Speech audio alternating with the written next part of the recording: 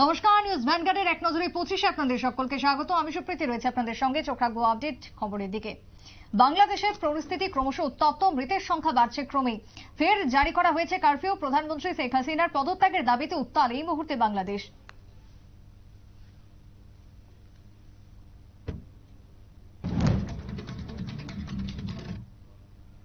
দীর্ঘ 6 বছর পর এবার পুনরায় এ ডিভিশনে জায়গা করে নেওয়া ব্লাডমাউথ ক্লাব এবছর রাখাল শিল্ড নকআউট ও প্রথম ডিভিশন লিগের জন্য শক্তিশালী দল নিয়ে মাঠে নামতে চলেছে। নকআউট ও লিগকে সামনে রেখে গত 24 জুলাই থেকে উমাকান্ত মিনি স্টেডিয়ামে দলের ফুটবলারদের নিয়ে চলছে প্রশিক্ষণ। শিবিরের দায়িত্বে কোচ রয়েছেন আবু তাহির।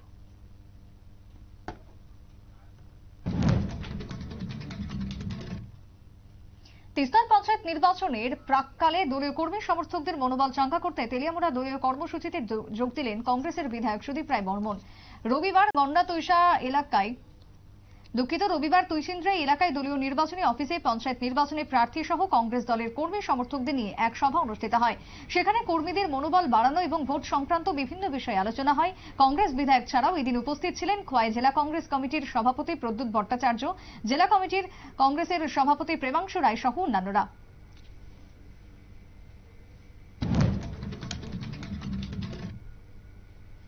তিস্তার পঞ্চায়েত নির্বাচনকে সামনে রেখে জোলাইবাড়ি বাজারে বিজেপির মিছিল। নির্বাচনী প্রার্থীদের বিপুল ভোটে জয়যুক্ত করতে মণ্ডল সভাপতি অজয় রিয়াং এর নেতৃত্বে এই মিছিলে সামিল বিপুল সংখ্যক বিজেপি কর্মী সমর্থক। উপস্থিত ছিলেন জোলাইবাড়ি বিধানসভা কেন্দ্রের বিধায়ক তথা মন্ত্রী শুক্লাচরণ দুয়াতিয়া, প্রদেশ বিজেপির যুব মোর্চার সম্পাদক তথা দক্ষিণ জেলা পরিষদের 7 নম্বর আসনের প্রার্থী নীতিশ দেবনাথ সহ অন্যান্যরা।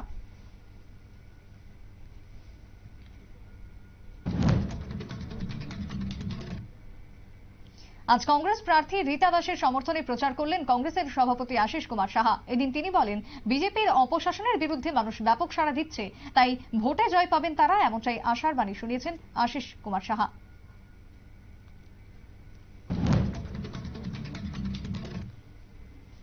পঞ্চায়েত নির্বাচনের আগে শেষ রবিবারের ঝোড়ো প্রচার শাসক দল বিজেপির। দেওয়ানপাশা গ্রাম পঞ্চায়েত এলাকায় শাসক দলের প্রচারে সব প্রার্থীরাই তাদের জয়ের ব্যাপারে আশা প্রকাশ করলেন। বললেন, বিরোধীদের কোনো জায়গায় নেই।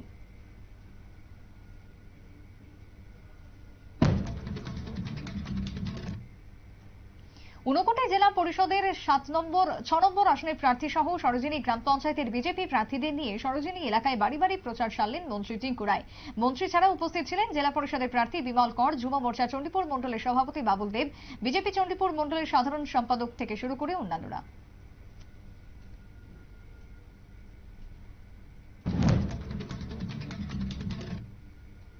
সাব্রুম মহকুমায় বিবেকানন্দ বিচার মঞ্চের পক্ষ থেকে আজকে সাংগঠনিক সভার আয়োজন করা হয়। জলেফা কমিউনিটি হল ঘরে সাংগঠনিক সভাটি অনুষ্ঠিত ছিলেন 39 মনু বিধানসভা কেন্দ্রের বিধায়ক মাইলফ্রু মগ সহ অন্যান্যরা। সরকারের প্রতিটি কর্মসূচি সঠিক বাস্তবায়ন, সরকারের সাফল্য ব্যর্থতা নিয়ে আলোচনা হয় আজকের বৈঠকে।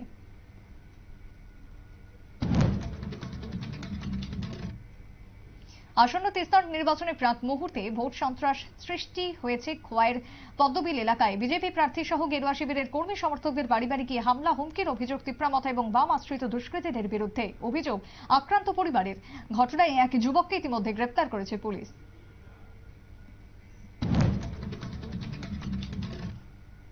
শৈবতীর্থ ঊনকোটি পরিদর্শনে গেলেন অরুণাচল প্রদেশের আইএএস যশপাল গার্গ। রবিবার দুপুরে সস্ত্রীক কৈলাসহরে যান অরুণাচলের কমিশনার। তিনি প্রথমে কৈলাসহর গিয়ে সার্কিট হাউসে ওঠেন। সার্কিট হাউসে কিছুক্ষণ বিশ্রাম নেবার পর সস্ত্রীক চলে যান শৈবতীর্থ ঊনকোটি পরিদর্শন করতে।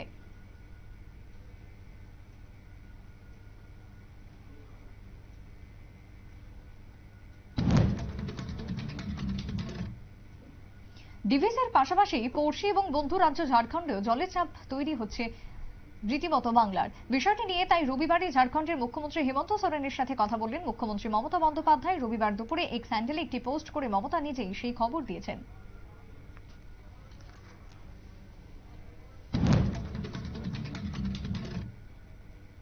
ওয়েনারে ক্ষতিগ্রস্তদের দিকে দক্ষিণ ভারতীয় অভিনেতারা একের পর এক সাহায্যের হাত বাড়িয়ে দিচ্ছেন। এবার সেই তালিকায় যুক্ত হলো উল্লু অর্জুনের নাম। রবিবার দুপুরে সমাজ মাধ্যমে একটি পোস্ট করেন তেলেগু তারকা। সেখানে লেখেন, ওয়েনারের সাম্প্রতিক যে ভূমিধস তার কারণে বিপর্যয়ে আমি গভীরভাবে মর্মাহত। সামান্য সাহায্য হিসেবে 25 লক্ষ টাকা দান করতে চাই কেরলের মুখ্যমন্ত্রীর ত্রাণ তহবিলে।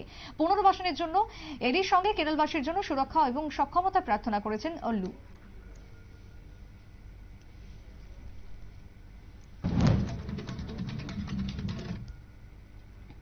মুম্বাইয়ের ব্যান্ড্রায় পালি হিলসের বাংলোটি এবার বিক্রি করে দিতে চলেছেন কঙ্গনা, যার কিনা বছর চারেক আগে বিএমসির রোশনালে পড়েছিল। অবৈধ নির্মাণের অভিযোগ তুলে ভেঙে দেওয়া হয়েছিল অভিনেত্রীর বাংলোর সামনের বেশ কিছু অংশ। পরে যদিও মুম্বাই প্রশাসনের থেকে 2 কোটি টাকা দাবি করে মামলা করেছিলেন তিনি, তবে 2023 সালে সেই দাবি দাওয়া তুলে নেন অভিনেত্রী। বান্দ্রায় বিলাসবহুল বাংলোই নাকি এবার 40 কোটি টাকায় বিক্রি করে দিতে চলেছেন সাংসদ অভিনেত্রী।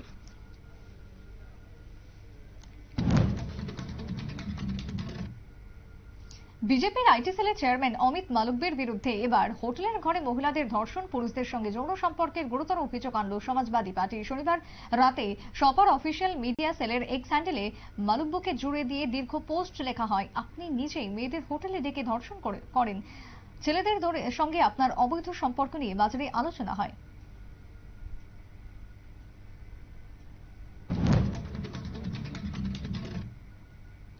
বেহাল রাস্তা সারাইয়ের এবার উদ্যোগ নিল চান্দ্রাইপাড়া দ্বাদশ শ্রেণী বিদ্যালয়ের এনএসএস ইউনিট। রাস্তার বড় বড় গর্তের কারণে প্রায়শই দুর্ঘটনার কবলে পড়তে হয় এলাকাবাসী সহ বিদ্যালয়ের ছাত্রছাত্রীদের, তাই সেখান থেকে বাঁচতে বিদ্যালয়ের এই উদ্যোগ।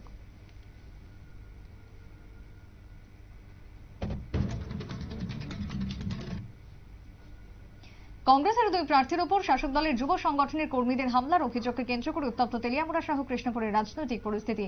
যদিও বিজেপির তরফে সমস্ত অভিযোগ নস্যাৎ করে দেওয়া হয়েছে।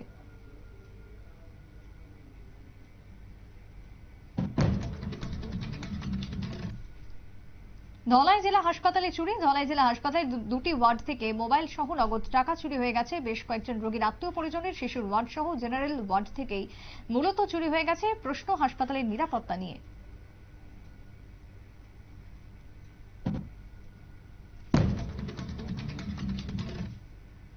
ফাইনালে উঠতে পারলেন না লক্ষ্য সেন। প্যারিস অলিম্পিকে ব্যাডমিন্টনে পুরুষদের সিঙ্গেলসে সেমিফাইনালে ডেনমার্কের এক্সেলেন্সের কাছে স্ট্রেট গেমে হারলেন তিনি। তবে এখনো পদক জয়ের সুযোগ রয়েছে লক্ষ্যের। প্রথমে ভারতীয় পুরুষ হিসেবে ব্যাডমিন্টনে ব্রোঞ্জ জিততে পারেন তিনি। মালয়েশিয়ায় জিজিয়া লির বিরুদ্ধে এই ম্যাচ খেলবেন লক্ষ্য।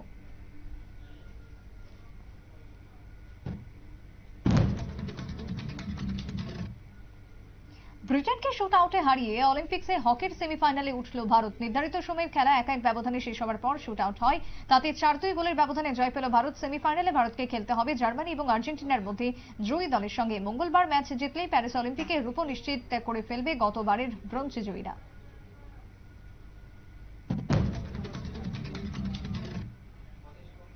124 বছরের পুরনো ইতিহাস ভেঙে চুরমার করে দিয়েছেন তিনি। স্বাধীন ভারতের ইতিহাসে প্রথম অ্যাথলিট হিসেবে এই অলিম্পিকেই জোড়া পদক জয়ের নজির এখন তার নামের পাশে। এবার মনুকে বিশেষ সম্মান দিচ্ছে ভারতের অলিম্পিক সংস্থা। প্যারিস অলিম্পিকের সমাপ্তি অনুষ্ঠানে ভারতের পতাকা বাহক হচ্ছেন মনু।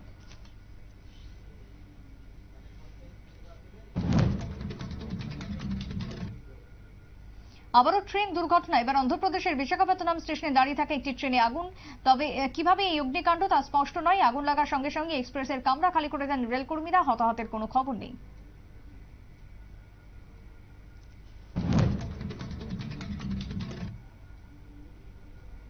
ভয় পেয়ে পালাচ্ছেন ডোনাল্ড ট্রাম্প, এমনই খোঁচা কমলা হ্যারিসের প্রচার শিবিরে। তাদের দাবি, জর্জিয়ায় একটি প্রচার সভা করার কথা ছিল প্রাক্তন মার্কিন প্রেসিডেন্টের। তার আগেই এক প্রেসিডেন্সিয়াল ডিবেট কমলার মুখোমুখি হওয়ার কথা ছিল তার, কিন্তু রিপাবলিকান নেতা আর্চি জানিয়েছেন সেই বিতর্কটি বাতিল করা হোক। এরপরই তাকে কটাক্ষ করতে দেখা গিয়েছে কমলা শিবিরকে।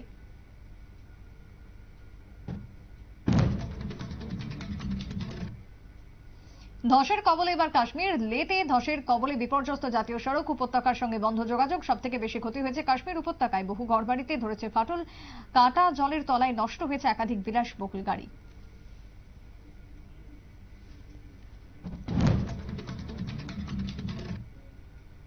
ডিভিসির জলে নতুন করে প্লাবিত হাওড়া হুগলির একাধিক জায়গা। পশ্চিমবঙ্গ সহ বহু কৃষি জমি রয়েছে এই মুহূর্তে জলের তলায়। ডিভিসির জল ছাড়ার পদ্ধতি নিয়ে তৃণমূলের রাজ্য সভার সাংসদদের এক প্রশ্ন তুলেছেন তিনি। জানিয়েছেন কেন্দ্র এখন জল নিয়ে বঞ্চনা করছে, যার ফলে পশ্চিমবঙ্গে কৃষকদের সমস্যা হচ্ছে বলেও জানিয়েছেন তিনি।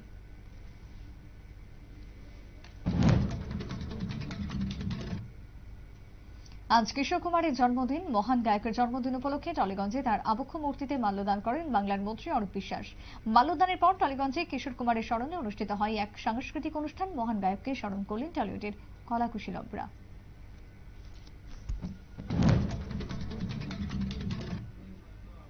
এখনকার মতো এক নজরে 25 পর্যন্তই। পরবর্তী নিউজ আপডেট এবং দীপেনের সাথে টকশো দেখতে চোখ রাখবেন শুধুমাত্র নিউজ ভ্যানগার্ডের পর্দায়। নমস্কার।